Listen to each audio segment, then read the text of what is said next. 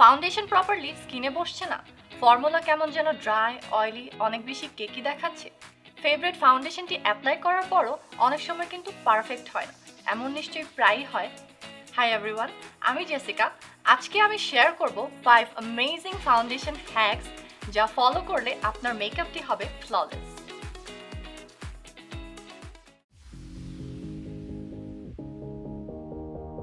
সব ফাউন্ডেশনের কনসিস্টেন্সি কিন্তু সেম হয় না। কোনো ফাউন্ডেশনের টেক্সচার একটু থিক, আবার কোনো ফাউন্ডেশন একটু লাইট টেক্সচারের হয়। সো লাইট ফাউন্ডেশন অ্যাপ্লাই করতে যদি আমরা বিউটি ব্লেন্ডার ইউজ করি, সেক্ষেত্রে স্পঞ্জ কিন্তু অনেকটা প্রোডাক্টই সোক করে নেয় এবং ফাউন্ডেশন অ্যাপ্লাই করার পরে কিন্তু ফাউন্ডেশনের কভারেজ আসে না।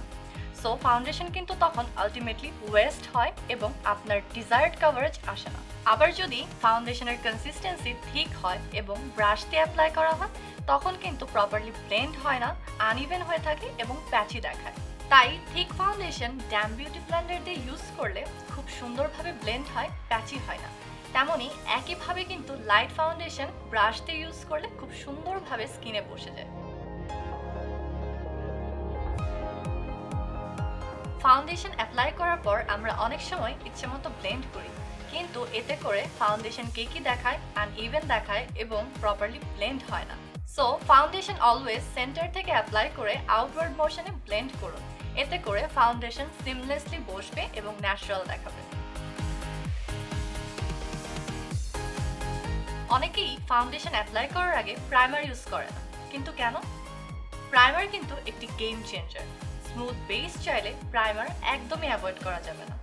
প্রাইমার স্কিনের যে কোনো আনইভেননেস, যেমন ওপেন পোরস, ফাইন লাইন্স, রিঙ্কেলস থাকলে সেগুলো স্মুথ আউট করে দেয়।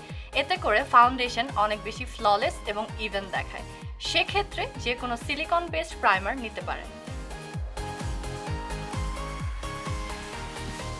কখনো কি এমন হয়েছে কাউকে দেখে মনে হলো ওয়াও কি সুন্দর গ্লোয়িং স্কিন, কিন্তু সিক্রেট জানলে জানা গেল it's just applying foundation in the right way. আমরা সবাই চাই ফাউন্ডেশন যেন একদম স্কিন লাইক ফিনিশ দেয়, তাই ফাউন্ডেশন অ্যাপ্লাই করার আগে স্কিনকে প্রিপেয়ার করে নেওয়া must. Secret to a flawless base is your own healthy skin. Skin যত ভালো মতো হাইড্রেটেড থাকবে, মেকআপ তত বেশি ফ্ললেস হবে। তাই before applying your foundation, cleansing toning এর পর স্কিন টাইপ অনুযায়ী একটি ভালো ময়শ্চারাইজার এবং অবশ্যই স্কিন উইকলি এক্সফোলিয়েট করতে ভোলা যাবে না।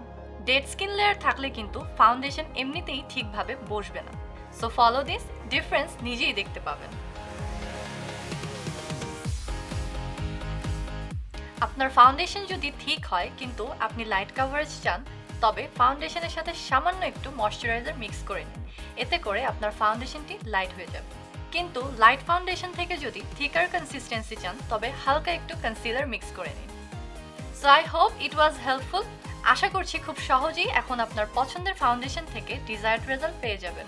ভিডিওটি ভালো লেগে থাকলে শেয়ার করুন, and also follow us on YouTube, Instagram and Facebook. Till next time, take care.